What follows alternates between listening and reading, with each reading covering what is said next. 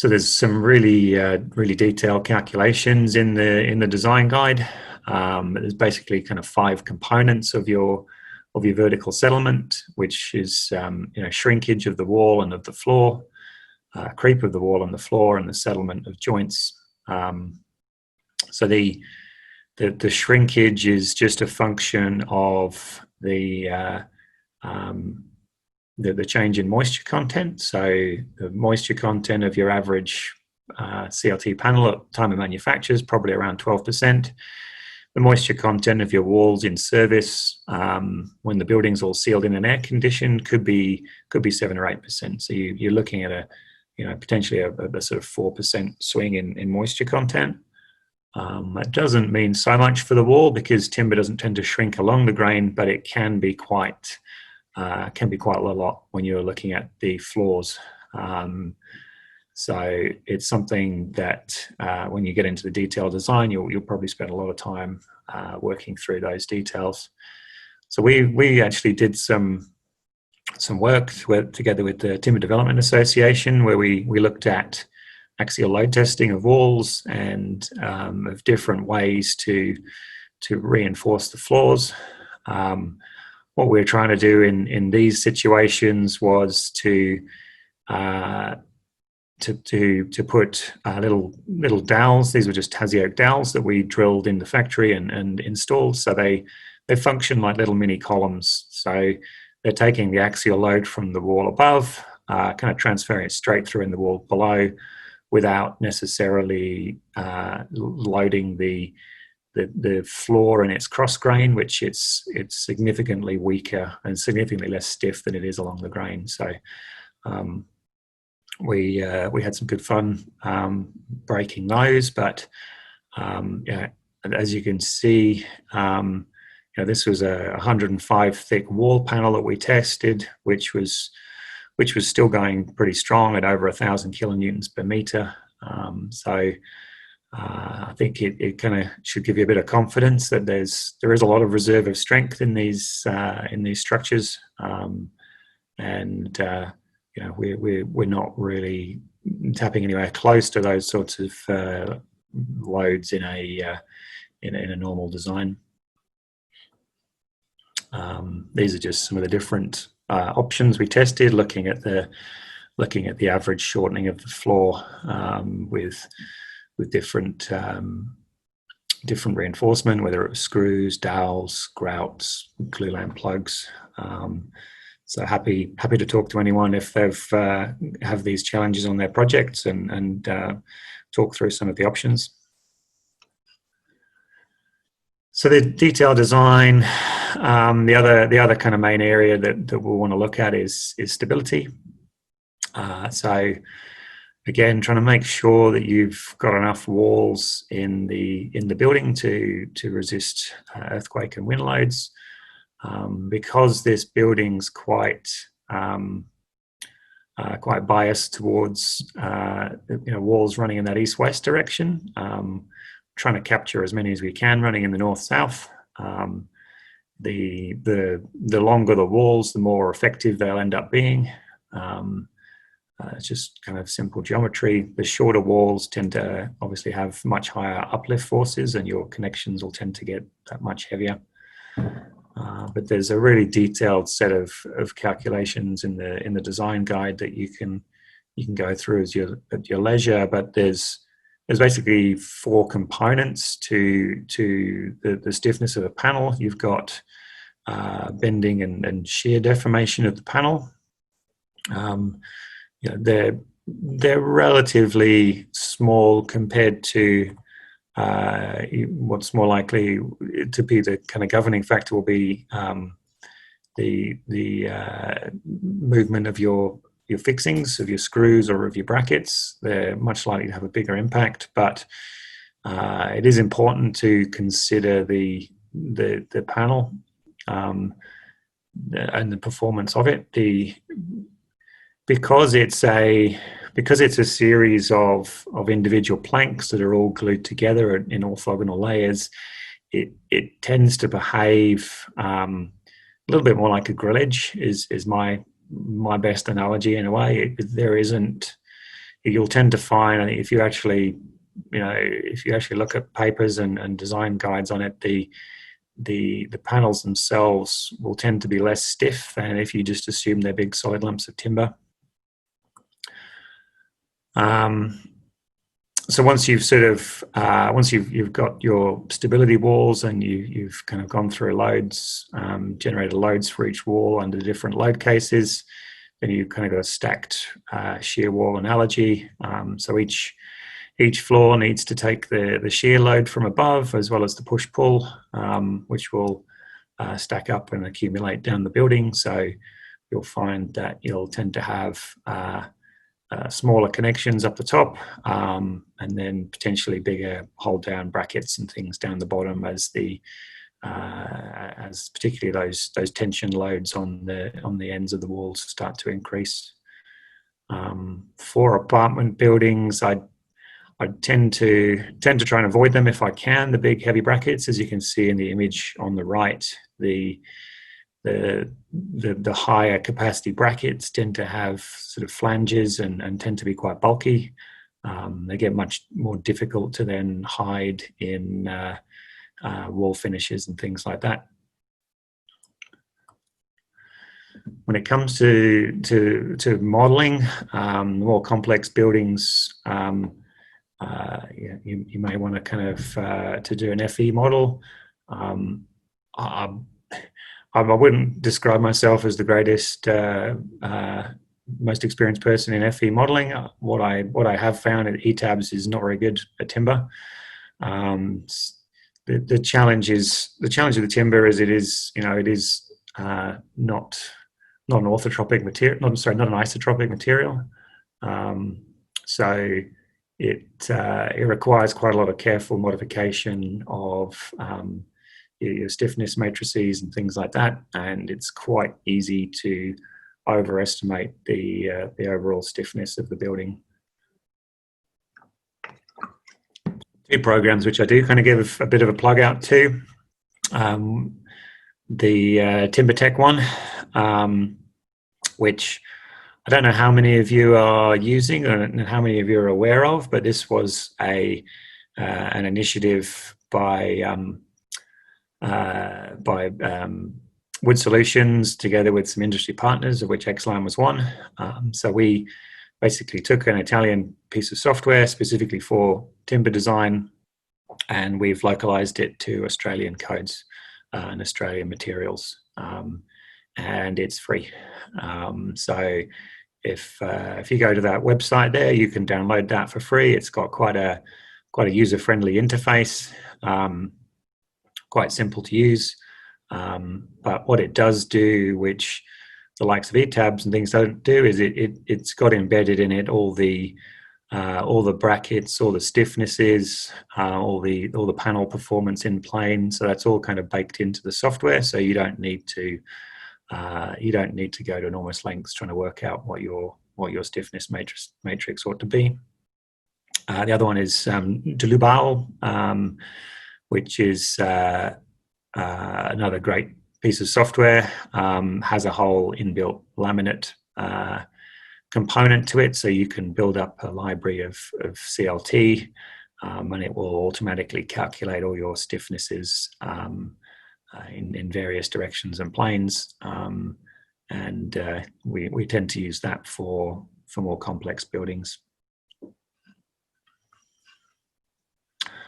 I did want to touch on fire. I don't want to go into it in enormous amounts of detail because that could be a whole nother webinar. Maybe Adam can organise that one for another time. It's certainly a hot topic at the moment, if you excuse the pun. There's a lot of, I'd say, nervousness in the industry at the moment around everything to do with fire and compliance. What I would say is that it's best to speak to your supplier. XLam have done an enormous amount of testing and have assessment reports on panels, service penetrations, and the like. that will make your compliance pathway a lot easier. It will make your fire engineer a lot happier.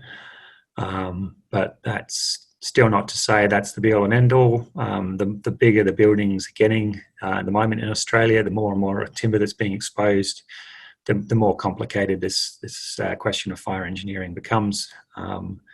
That's if you're dealing with a big office building, for instance, with a lot of exposed timber, I'd suggest speaking to suppliers very early on in order to get the best advice and make sure that the building's being designed robustly.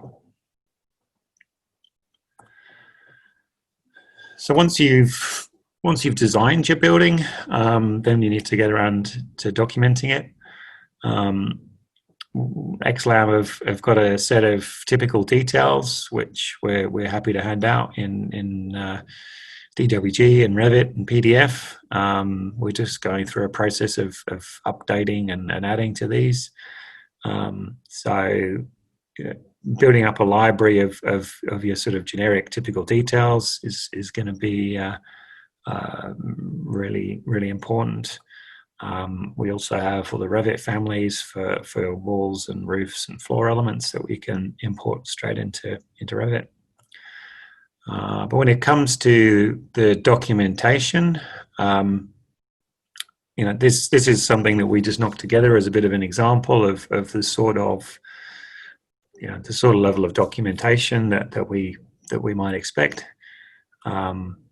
It doesn't have to be enormously detailed. One thing that I've seen people do wrong, is they start to define every single panel size, every single where they want joints. If you don't need a joint there, or you have a very specific idea of where you need to join structure, I think that's fine to put on the drawing, but don't go to the stage of documenting every individual panel. We will tend to do that ourselves later in the process because it has an impact on transport, has an impact on manufacturing efficiency, and we prefer to do that ourselves.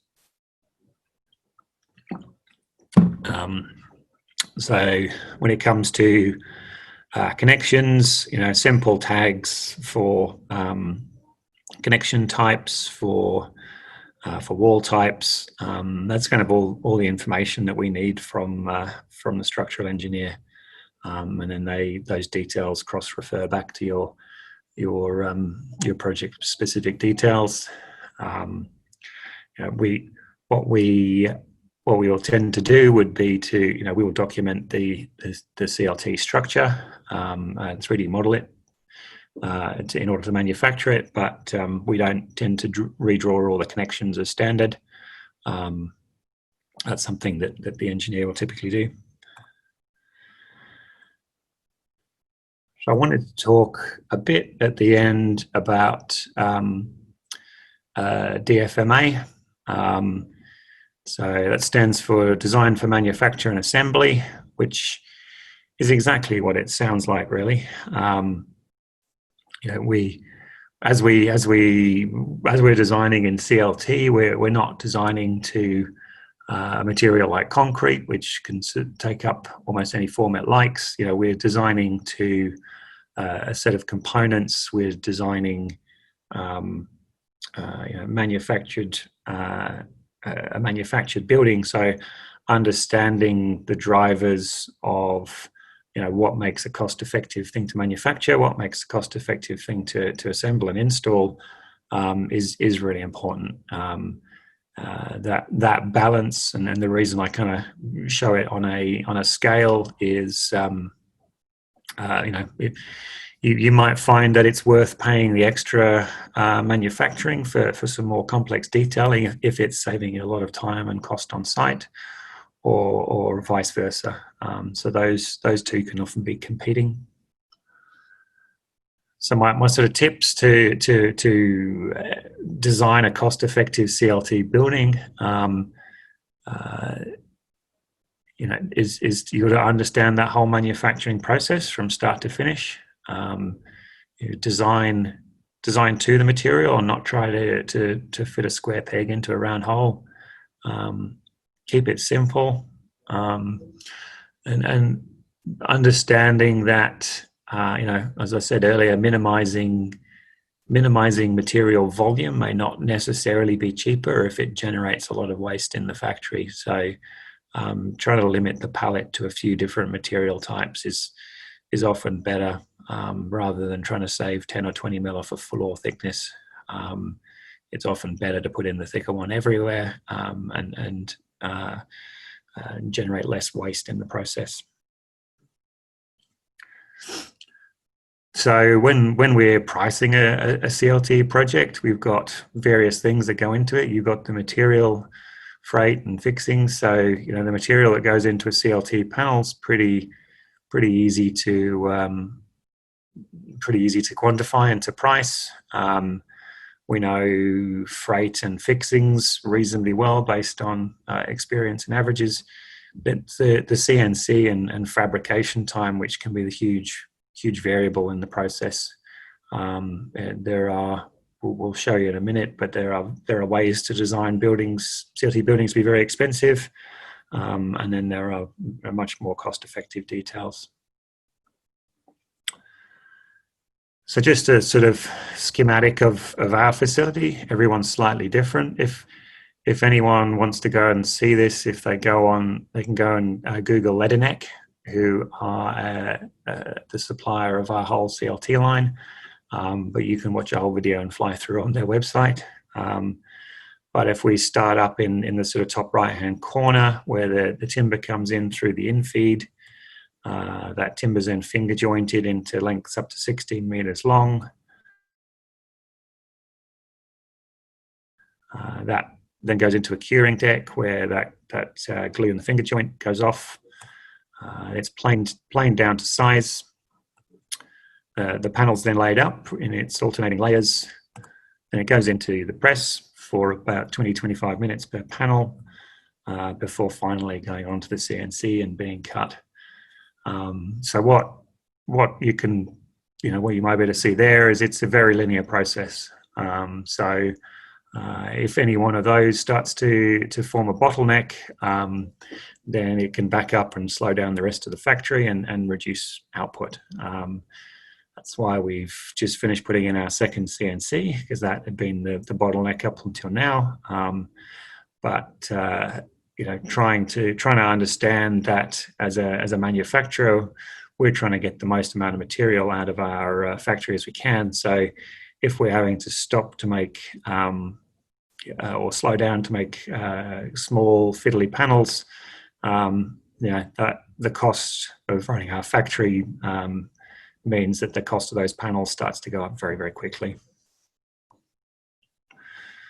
So understanding our manufacturing capability, so we can make the biggest panel we can make is 16 meters by 3.4 meters. The smallest is 2.4 by 6 meters, and then transport capacity is below that. But one thing that wasn't immediately obvious was if you can make a panel that's only make a panel but that's between 2.4 and 3.4 meters, if you're designing floor panels that are between 1.7 and 2.3 meters wide, then you're generating a lot of waste because you're having to make a 2.4 panel and cut it down, and you can't put them side by side. So every manufacturer will be somewhat different, but understanding some of those things can go a long way to making things more cost effective. This was the job that nearly sent XLam broke, I think. This is the student accommodation in Dunedin for Otago Polytechnic. So this wall system that was designed on the project, fantastic when it comes to resisting seismic loads. Very ductile performance, all kind of slots together quite well. Problem for us was it took so long to manufacture. It was taking about 4 hours to cut one of these individual walls, that our capacity through the factory dramatically dropped, and we had to work really, really hard to catch up. So, understanding each individual manufacturer's their capability, their tools, their CNC machinery. It really needs to kind of go in early into a project when you're looking at these sorts of details and designs. We've since done projects with similar sort of details, but we've been involved from an early day, and have been able to kind of achieve the same kind of intent, but without the excessive manufacture time. That's probably quite a New Zealand-centric solution, given their seismic design loads over there. Much more likely, Australia, we're going to have walls that look more like this, with angle brackets and potentially tie downs at the end. Keeping those details simple and avoiding very long machine times is important. This was one of our first projects we delivered in Australia.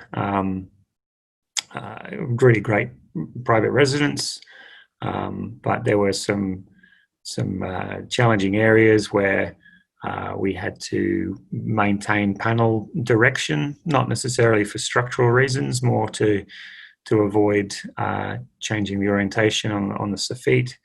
What that meant was we ended up with lots of kind of little triangular panels, lots of complex machining. So when we go to cut that out, that took the best part of 3 hours to cut one of those panels, because there were so many small pieces. Every time we cut a panel, we pretty much have to stop the machine to lift the pieces off, or rearrange or move things to be able to get in and cut them. So it's the bigger the panel, the better for us. So to illustrate that, I just sort of did a little exercise on a wall. Two different panels, or two identical walls made in slightly different ways. So which one's the cheapest?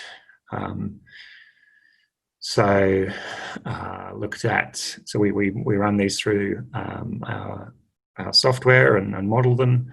So the top wall with the openings was a larger volume of timber with more waste. The bottom one nested down smaller, so there's a lot less timber used, a lot less waste.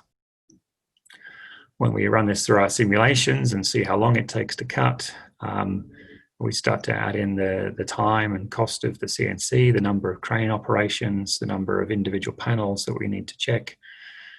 So when we add up all the costs at the end, we've got a lot more. While we have more material in the solid one, it ends up being a cheaper thing for us to manufacture, because there's not all the associated handling, and that's not even to accounting for the additional time on site and additional time fitting fixings. And then I'll just sort of finish off, so I'm aware that we're getting towards the end of our time. The other things that you might be involved in, once the building is designed, once it's been documented and manufactured, what do we need to do on site?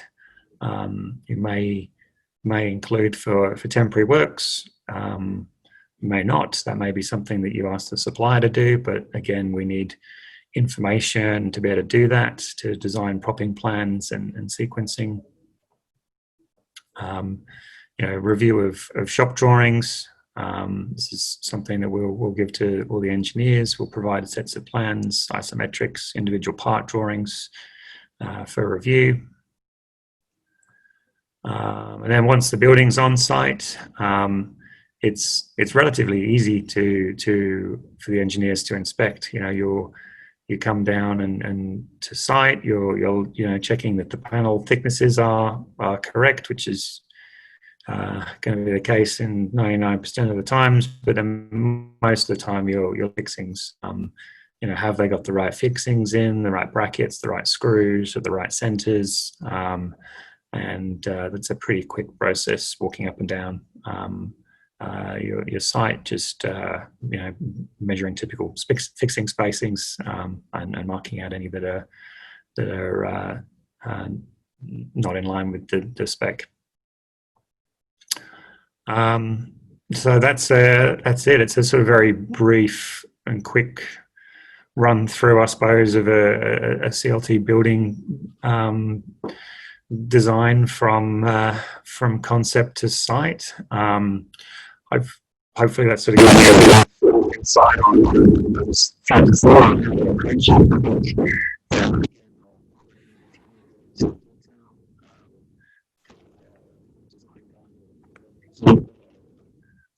Excellent place to start. So maybe, not sure how I sort of... Just leave it there, Nick, on your question screen. That's fine, thanks. That was awesome. So thanks for presenting, Nick. There's 15 questions here, so I'll start with the first one, and I'm not sure if you can see all the questions. You can kind of pick the one you want to answer as well. I've got one I'm also interested in, but Nick mentioned that CLT panels are primarily one-way spanning. Where can we find more resources on the ability of CLT panels to be two-way spanning? And I might like to add to that, Nick, talking about maybe the post and plate systems, and how would you go about designing that secondary direction, or if there's any information on that as well? Yeah, well, look, it's certainly, it's the same design procedure as the designing in the primary direction. Basically, you've just got a significantly smaller lever arm. If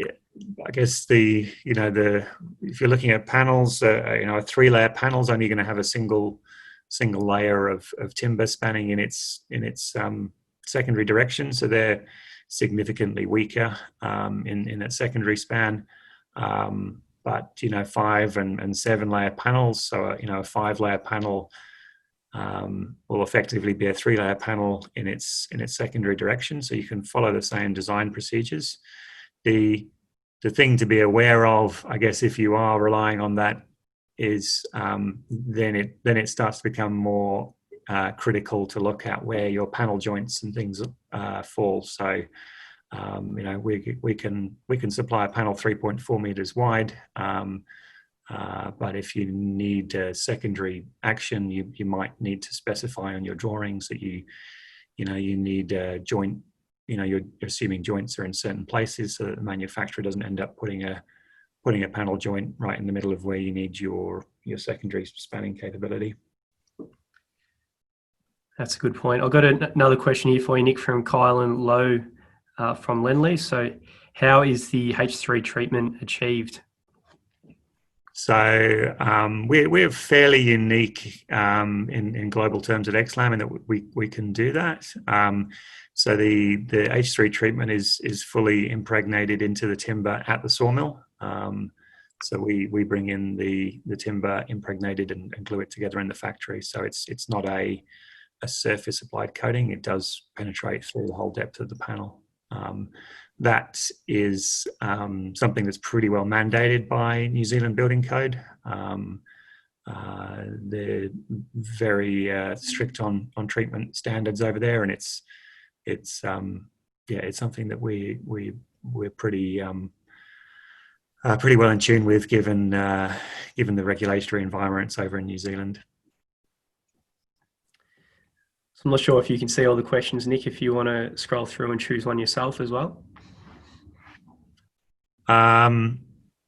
So I got one from Brad Knight. Says, do you think there is a broader opportunity for these buildings to receive carbon credits? I think it's a really good question, and I think that we are seeing. I've seen the last 6 months. I've seen a huge shift from market perception of sustainability.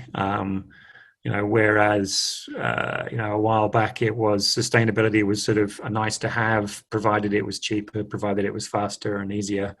Now I'm starting to see it towards the top of people's list of priorities. So we're working on a EPD for XLam. There are some generic ones available from Wood Solutions for XLam and other stick frame timber and things like that. But yeah, I think there's definitely some changes I think that are being talked about to Green Star and to try to recognize that. Currently, I don't think it's taken into account in any great way, but yeah, I'm pretty hopeful that we're going to see more carbon accounting for these buildings.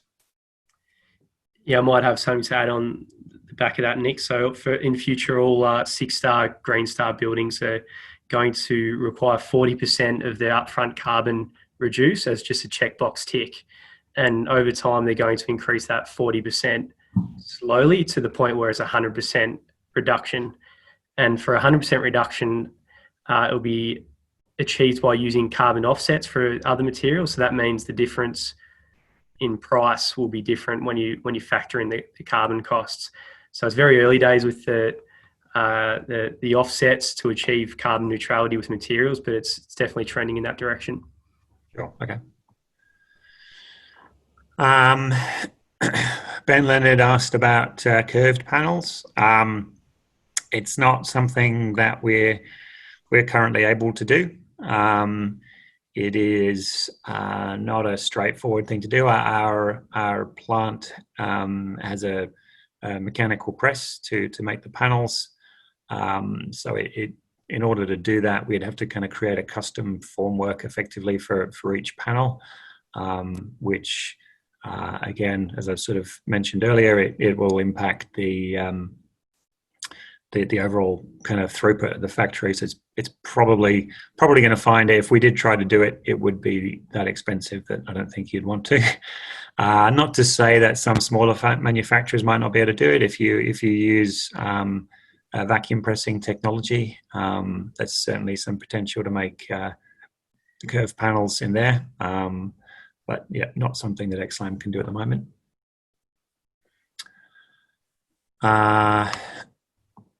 Jack Davis is the 3D geometry available for ArchiCAD?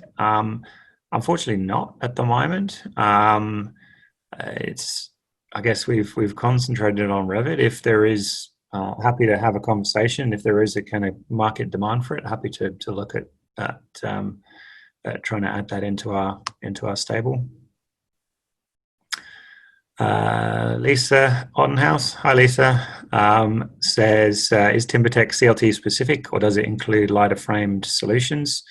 So that does, it does do light timber frame as well as CLT. So yeah, it's a very simple bit of software to use, and you can literally switch out one panel for another in the sort of specification section. Shin says, if the plasterboard is directly fixed to the CLT, how do you install the GPO and services? Do you have to consider that from the design point of view, provide rebate? The services integration is an interesting one. There is some generic guidance from Wood Solutions available for rebates, GPOs and the like, which is again available and fully assessed to the NCC, available from Wood Solutions. If you're going to route GPOs into the panels, you're talking kind of fire-rated back boxes and things like that for those. The biggest challenge I find with it is just the level of coordination needed for us to be able to pre-route services and things into the panels is just not what the market's used to doing in Australia. I think more typically we're finding that people are going to, put a top hat and a plasterboard wall off the CLT to reticulate services and things, just because that happens a long time after the CLT is manufactured, and no one's really at the stage to coordinate that when we need to manufacture.